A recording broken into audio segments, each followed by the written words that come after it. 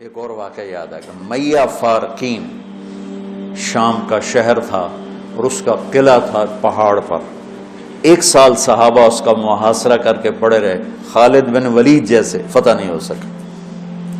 تو خالد بن ولید رضی اللہ تعالیٰ نے اعلان فرمایا کہ سارا لشکر روزے رکھو کہ اللہ اس کو ہمیں فتح کروا دے. پہلے دن روزہ رکھا گیا. خالد بن ولید افطاری کے لیے خیمے میں آئے تو افطاری کوئی نہیں تھی. تو ان کو خیال آیا غلام میرا بیمار ہوگا. انہوں نے پانی پی کے روزہ افطار کر لیا. اگلے دن پھر ان کو خیال آیا, اگلے دن آئے تو پھر افطاری کوئی نہیں. پھر ان کو خیال آیا کہ غلام بیمار ہوگا, پانی پی کے افطاری کر لیا. تیسرے دن پھر افطاری کوئی نہیں تو اس کو بلا لیا. کہا بھائی خیریت ہے, آپ بیمار ہیں؟ کہا جی نہیں. کہا میری افطاری نہیں ملتی مجھے. کہا جی میں تو روز رکھتا ہوں. کدھر؟ کہا جی خیمے میں. کہاں چلی جاتی؟ کہا جی مجھے کیا خبر, میں تو رکھ کے چلا جاتا ہوں. کہا اچھا آج پہرا دیں. تو جب اس نے لا کے افطاری رکھی اور یہ ایک طرف چھپ کے بیٹھ گئے تو ایک کتا آیا اور خیمے کے پیچھے سے وہ گھسا اور وہ جو روٹی پڑی تو اس کو منہ میں ڈالا اور بھاگ پڑا. خالد بن ولید فرمانے لگے یہ کچھ اس کے پیچھے راز ہے. انہوں نے کتے کے پیچھے دوڑ لگا دی اور کتا آگے آگے, خالد بن ولید پیچھے پیچھے. تو وہ کتا ایک ندی سی تھوڑے تھوڑے پانی والی ندی میں گھسا, وہ بھی گھسے. آگے ایک چھوٹا سا سوراخ تھا, اس میں گھس گیا. خالد بن ولید لمبا قد اور پتلے جسم کے تھے, دیکھنے میں لگتے تھے جیسے کوئی مکے دی مارن, لیکن انہوں نے پہاڑوں کو راستے سے ہٹا دیا. سیف اللہ, اللہ کی تلوار. زید بن, آپ نے موتا کا لشکر بھیجا تو آپ نے کہا تمہارے امیر ہیں زید بن حارثہ, یہ شہید ہو جائیں تو پھر جعفر ہیں آپ کے چچا زاد, یہ شہید ہو جائیں تو پھر عبداللہ بن رواحہ, یہ شہید ہو جائیں تو پھر جس کو چاہو امیر بنا لینا. تو خالد بن ولید رضی اللہ تعالیٰ عنہ کی پہلی جنگ تھی یہ موتا. اسلام لائے اور یہ جنگ پیش آ گئی, صلح حدیبیہ کے بعد کی بات ہے. تو یہ موتا اردن میں ہے, میں وہاں 2 دفعہ گیا ہوں. زید بن حارثہ شہید ہو گئے تو جعفر تیار کیوں کہتے ہیں ان کو؟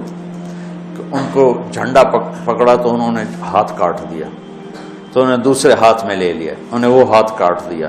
تو کٹے ہاتھوں سے جھنڈے کو یوں چمٹا لیا, انہیں پیچھے سے کاٹ دیا تو جھنڈا گر گیا. تو اللہ کے نبی مسجد نبوی میں بیٹھے ہوئے تھے اور فرما رہے تھے زید آگے بڑھ رہا ہے اور قتال کر رہا ہے اور وہ قتل ہوا اور وہ گیا جنت میں. پھر آپ نے فرمایا اب جھنڈا جعفر نے اٹھایا ہے اور وہ آگے بڑھا ہے, اس کے دونوں ہاتھ کٹے اور وہ گرا اور وہ گیا جنت میں. اور اس کے دونوں ہاتھوں کے بدلے میں اللہ نے جعفر کو 2 پر دے دیے ہیں جس سے وہ جنت میں اڑتا پھرتا ہے. اس لیے ان کو کہتے ہیں جعفر تیار. یہ اللہ کے نبی کی خوشخبری تھی کہ جعفر کو اللہ نے 2 پر دیے جس سے وہ جنت میں اڑتا پھرتا ہے. پھر آپ نے کہا اب جھنڈا اٹھایا عبداللہ بن رواحہ نے, وہ آگے بڑھا, قتال کیا, قتل ہوا اور تھوڑے لمحے کے بعد فرمایا وہ گیا جنت میں. جھنڈا گر گیا, اب کوئی اٹھانے کی ہمت نہیں رکھتا. تو ثابت بن اکرم ایک انصاری صحابی ہیں, انہوں نے جھنڈا اٹھایا. کبھی جھنڈا پکڑو, ہاتھ سے نکل رہی ہے جنگ. تو لوگوں نے کہا تو ہی پکڑ لے, تو بدری آدمی. ثابت بن اکرم بدری صحابہ, کہا بھائی میرے بس کا نہیں ہے, کسی اور کو پکڑاؤ.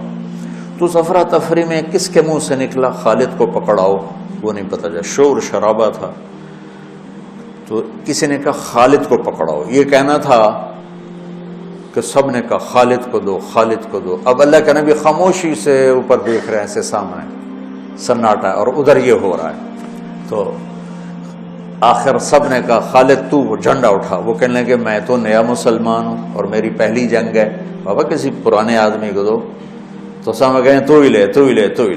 تو خالد نے ایک ہاتھ میں جھنڈا پکڑ کے دوسرے ہاتھ سے جب یوں تلوار لہرائی نا تو میرے نبی نے فرمایا اللہ نے اپنی تلواروں میں سے ایک تلوار کو نکال لیا ہے.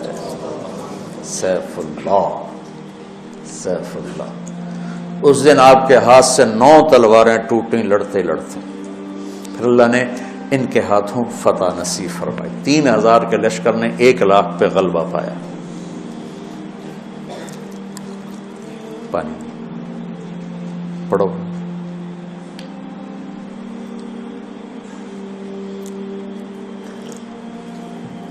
تو وہ اس سوراخ میں گھس گئے تھے، پتلے تو چلتے رہے سے رینگتے وہ سوراخ قلعے کے اندر جا کے کھلا۔ اللہ نے روزے کی برکت سے ایک کتے کے ذریعے سے راستہ دکھا دی۔ تو حضرت خالد بن ولید نے کہا بھائی 100 آدمی تیار ہو جاؤ، پتلے پتلے، آج رات فتح ہے انشاءاللہ۔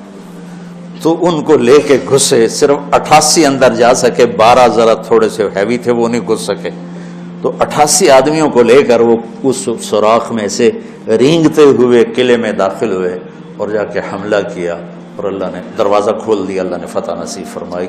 تو روزہ اور نماز دنیا اور آخرت کے کام بنانے کا وسیلہ اور ذریعہ ہے، اگر ہم اس کو یقین کے ساتھ کریں۔ جب مشکل پیش آئے اپنا ظاہری سبب بھی اختیار کرو اور نماز بھی پڑھو۔